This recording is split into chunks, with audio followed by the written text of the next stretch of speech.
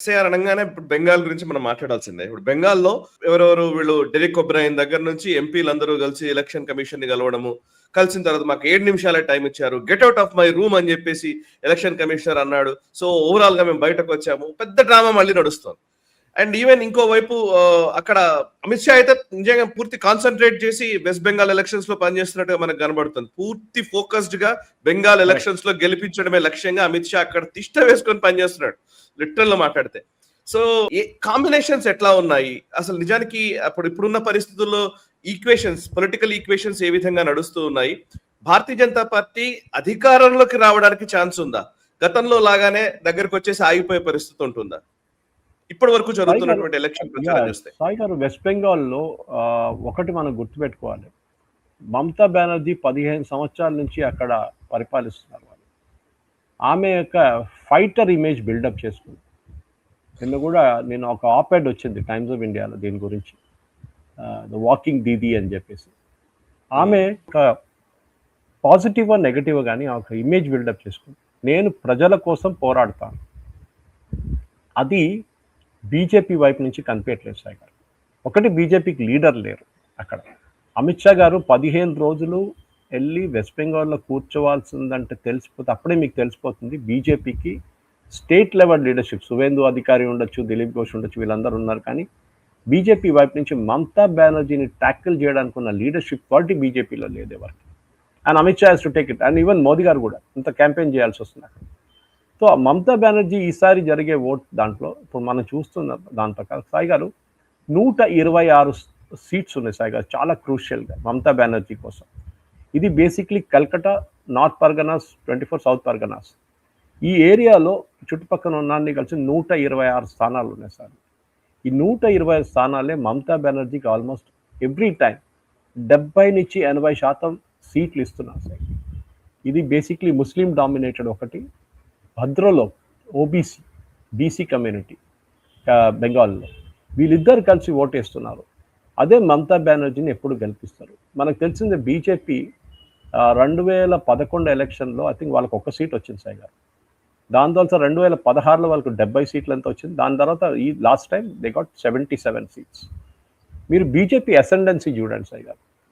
అదే చూస్తున్నప్పుడు, అసెండెన్సీ చూస్తున్నప్పుడు మీరు డిసెండెన్సీ కూడా చూడాలి. ఎవరిది? CPM, Congress, especially CPM. ఒక టైంలో 33 సంవత్సరాలు 34 సంవత్సరాలు పరిపాలించిన పార్టీ ఇవాళ 1 సీటు కూడా గెలవలేకపోతుందంటే వాళ్ళ సంగతి ఆలోచించండి sir. It has never happened in any state, never. Even కర్ణాటకలో జేడీఎస్ని మీరు పక్కన పెడితే కూడా జేడీఎస్ ఇప్పుడు కూడా ఒక 5-6 సీట్లు గెలుచుంటున్నారు వాళ్ళు, ఎస్పెషలీ మాండియా ఏరియా చుట్టుపక్కల ఏరియా. అది కూడా తగ్గింది అనుకోండి ఇన్ఫ్లుయెన్స్ వాళ్ళకి. ఎందుకంటే బీజేపీ అదే గేమ్ ఆడారు కర్ణాటకలో, the game they played in West Bengal. So west బెంగాల్లో బేసిక్లీ ఏం జరుగుతుందంటే బీజేపీ గ్రోత్ అంతా మీరు నార్త్ బెంగాల్లో చూస్తున్నారు సాయి గారు. That is basically Alipurduar, Darjeeling, with north బెంగాల్లో కంప్లీట్ ఏరియాస్ అంతా వాళ్ళు they are winning from there BJP. వాళ్ళకు వచ్చే 78 సీట్లు అక్కడి నుంచి వస్తుంది. బీజేపీ గ్రోత్ రావాలంటే ఈ కల్కటాని బ్రేక్ చేయాల్సి వస్తుంది. దానికోసం ఈసారి ఏం చేశారు సాయి గారు, మమతా బెనర్జీ వాళ్ళ పార్టీ వాళ్ళు 74 మంది వాళ్ళ ఎమ్మెల్యేలని డ్రాప్ చేశారు. And these are long standing MLAs. వీళ్ళేదో ఒక ఎలక్షన్ కలిసి వెళ్ళలేదు, 2-3 సార్లు కలిసిన మనుషులు కూడా ఈసారి డ్రాప్ చేశారు. ఎందుకంటే మమతా బెనర్జీకి తెలిసిపోయింది ఆమె మీద కోపం ఉండకపోవచ్చు, కానీ పార్టీ వ్యతిరేకంగా చాలా కోపం ఉంది.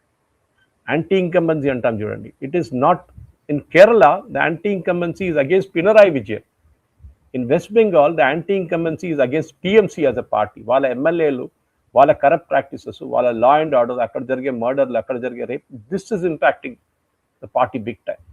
ఇది మనం గుర్తుపెట్టుకోవాలి సాయి గారు. ఈ పార్టీ మమతా బెనర్జీకి చాలా పెద్ద ప్రాబ్లంగా మారిపోతుంది.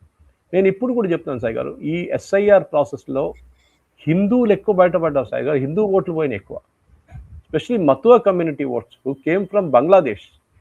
వాళ్ళ సిటిజన్షిప్ ఇవ్వకుండా ఉండడానికి కారణం బేసిక్లీ సిఐఏ రూల్స్ ఫ్రేమ్ చేయలేదు కరెక్ట్ టైంలో. సో వాళ్ళకి ఆ కోపం కూడా ఉంది. కానీ వాళ్ళు ఇప్పుడు ఎవరికి ఓటేస్తారు ఈసారి అది చూడాలి. లాస్ట్ టైం లోక్సభ ఎలక్షన్లో వాళ్ళు బీజేపీ వ్యతిరేకంగా ఓటేశారు, దానికోసం బీజేపీ సీట్స్ తగ్గింది వెస్ట్ బెంగాల్లో లాస్ట్. ఈసారి మమతా బెనర్జీకి ఈ 126 స్థానాలు, నేను చెప్పిన 120 స్థానాల్లో even if BJP is able to take away 40-50 seats ఇక్కడి నుంచి, చాలా క్లోజ్ కాంటెస్ట్ ఉంటుంది సార్. అంత క్లోజ్ కాకపోవచ్చు కానీ స్టిల్ క్లోజ్. లాస్ట్ టైం బీజేపీకి వచ్చిన 77, ఈసారి 102 నుంచి 106 అని చెప్తున్నారు అన్ని సర్వేలు. మమతా బెనర్జీకి లాస్ట్ టైం 2015 వచ్చింది, అది తగ్గి it will come closer to 160 అని చెప్తున్నారు. 294 స్థానాలు ఉన్నాయి సాయి గారు అక్కడ. అంటే మీకు కంఫర్టబుల్ మెజారిటీ రావాలంటే 145+ మీకు ఉండాలి, మీ సీట్లు ఉండాలి. అది వస్తుందో లేదో ఈసారి చూడాల్సింది. ఎందుకంటే చాలా మట్టుకు Mamata Banerjee strategy, last time BJP ఒక పెద్ద తప్పు చేశారు సాయి గారు. మమతా బెనర్జీని పర్సనలీ అటాక్ చేశారు. మీకు గుర్తుంటుంది మోదీ గారు క్యాంపెయిన్ కూడా దీదీ ఓ దీదీ అని చెప్పి. మమతా బెనర్జీ అది ఒక పర్సనల్ వెండేటాగా, పర్సనల్ చూడండి నేను ఒక మహిళ, మహిళగా నన్ను అటాక్ చేస్తున్నా అని చెప్పారు. సో ఈసారి బీజేపీ ఏం చేశారు, వాళ్ళు అక్కడున్న టీఎంసీ వ్యతిరేకంగానే క్యాంపెయిన్ చేశారు, లా అండ్ ఆర్డర్ ఉండే చేయమన్నారు. మమతా బెనర్జీ టాక్టిక్ చేంజ్ చేసింది ఇమీడియట్గా. బీజేపీ వస్తే మీకు ఫిష్ దొరకదు, మీకు మటన్ దొరకదు. బెంగాలీ అస్మిత ఏమైంది, బెంగాలీ వాళ్ళు ఉంటారు, బీహారీ వాళ్ళు, యూపీ వాళ్ళు వచ్చి మమ్మల్ని పరిపాలిస్తారు. See the change of tactic suddenly. మీరు ఇదే టాక్టిక్ మీరు తమిళనాడులో చూస్తారు సాయి గారు. స్టాలిన్ అంటూనే ఉంటారు, బీహార్ నుంచి వచ్చేవాళ్ళు, యూపీ నుంచి వచ్చేవాళ్ళు మమ్మల్ని పరిపాలిస్తారు, రేపు డీలిమిటేషన్లో రేపు ఈ వీళ్ళ సీట్లు పెరిగిపోతుంది, హిందీ ఇంపోజిషన్ జరుగుతుంది. దట్ ఈస్ వై ఈసారి సాయి గారు మీరు బెంగాల్లో జరిగే ఎలక్షన్ ర్యాలీస్ చూడండి సాయి గారు, మోదీ గారు కానీ అమిత్ షా గారికి, కైలాష్ వర్గ ఇలాంటి చాలా మంది ఉండాలి, కైలాష్ వర్గవయ్య చాలా లాస్ట్ మంత్ చాలా మంది బీజేపీ నేతలు అందరూ ఫ్రంట్ రోలో కూర్చుంటుండే ముందు పోయిన ఎలక్షన్లో. ఈసారి ఒక్కరిని కూడా కూర్చొని ఇవ్వట్లేదు. ద ఎంటైర్ ఫ్రంట్ రో is filled with Bengali leaders. అది చాలా మట్టుకు ఒక పెద్ద చేంజ్ బీజేపీ తీసుకొచ్చారు. కానీ బీజేపీకి ఇంకా ముందుకు వెళ్ళాలంటే డెఫినెట్గా కేరళ లైక్ వెస్ట్ బెంగాల్ అని చెప్పొచ్చు. ఎందుకంటే కేరళలో కూడా ఈ ముస్లిం కమ్యూనిటీ, ఐ మీన్ బెంగాల్లో క్రిస్టియన్ కమ్యూనిటీ అంత పెద్ద ఇష్యూ లేదు, కానీ ముస్లిం కమ్యూనిటీ కొన్ని కాన్స్టిట్యున్సీలు అయితే 30 నుంచి 40% ముస్లిమ్స్ ఉన్నారు సాయి గారు. అక్కడ బీజేపీ గెలవడం ఇంపాసిబుల్. మీకు ట్రయాంగులర్ కాంటెస్ట్ ఉంటే అప్పుడు కూడా మీరు చెప్పొచ్చు కాంగ్రెస్ కొన్ని ఓట్లు తీసుకెళ్ళిపోతారు. కాంగ్రెస్ చాలా వీక్ అయిపోయింది, ఒక్క సీటు కూడా గెలవరు వాళ్ళు, సిపిఎం లాగా. ఇట్లాంటి పరిస్థితుల్లో మమతా బెనర్జీ ఆ కంప్లీట్ ముస్లిం ఓట్లు తీసుకెళ్ళిపోతున్నారు. ఈసారి మనం చూసాం ఓవైసీ గారు దిగారు అక్కడ. సో ఓవైసీ గారు ఏమైనా ఓట్లు తీసుకెళ్తారా లైక్ బీహార్ అని ఇప్పుడు అందరు ఎదురు చూస్తున్నారు. ఓవైసీ వాళ్ళ పార్టీ 5 నుంచి 7% ఓట్లైనా తీసుకెళ్తే దెన్ ఎక్కడెక్కడ మైనారిటీ డామినేటెడ్ సీట్స్ ఉన్నాయో అక్కడ మమతా బెనర్జీకి పెద్ద ఒక ప్రాబ్లం డెఫినెట్గా ఉంటుంది సాయి గారు. కానీ మిగతా ప్లేస్లో కాకపోవచ్చు, కానీ స్పెషలీ ఎక్కడెక్కడ ఏఐఎంఎం వాళ్ళ పార్టీ క్యాండిడేట్ స్ట్రాంగ్ క్యాండిడేట్స్ పెడతారో, ఓవైసీ క్యాంపెయిన్ చేస్తారో, ఎందుకంటే ఇది లాస్ట్ ఫేజ్ సాయి గారు. ఓకే 29 దాకా ఎలక్షన్స్ ఉంది ఇక్కడ. So the entire effort BJP వైపు నుంచి అండ్ ఈవెన్ ఓవైసీ వైపు నుంచి will be Mamata Banerjee party ఓట్లు కట్ చేయడానికి ట్రై చేస్తారు. అండ్ బీజేపీ వైపు నుంచి వాళ్ళ రెగ్యులర్ సీట్ని కూడా కాపాడుకోవాలి. మూడవది అన్నిటికంటే ఇంపార్టెంట్, బీజేపీ వాళ్ళ పార్టీ వర్కర్స్ని చూసుకోవాలి సాయి గారు. అది ఎలక్షన్ కమిషనే అంగీకరించారు. Last time post poll violence during the election ఇంకో మాట అది జరుగుతుంది. అది బీహార్లో కూడా ఉంటుండే ముందు. ఇప్పుడు వెస్ట్ బెంగాల్లో పోయినసారి ఐ థింక్ 7 ఫేజ్లు ఉండే ఎలక్షన్, 5 అయింది, దాని తర్వాత 5 అయింది, ఇప్పుడు ఈసారి 2 ఫేజ్లు వేసాయి. So the election commission is confident. కానీ ఎలక్షన్ కమిషన్ ఏమన్నారు, సెంట్రల్ ఫోర్సెస్ వెస్ట్ బెంగాల్లో 1 నెల తర్వాత కూడా, ఎలక్షన్ అయిన తర్వాత కూడా 1 నెల పాటు వాళ్ళు అక్కడే ఉంటారు. Post poll violence is extremely important. Last time BJP వాళ్ళ వర్కర్స్ని, కార్యకర్తలు పాపం విడిచేశారు. వాళ్ళు just wash the hands of అని చెప్పాలి ఇంగ్లీష్లో. ఎంతమంది చనిపోయారు సాయి గారు, చాలామంది చనిపోయారు election violence, post poll violence. BJP ఈసారి వాళ్ళని కాపాడుకోవాలి, వాళ్ళ కార్యకర్తలను వాళ్ళు చూసుకోవాలి. అప్పుడే మీకు అట్లీస్ట్ నెక్స్ట్ టైం లోక్సభ 2029 వచ్చే లోక్సభ ఎలక్షన్లో మళ్ళీ బీజేపీ బాగా పర్ఫామ్ చేయాలంటే your party workers have to be taken care of Sai.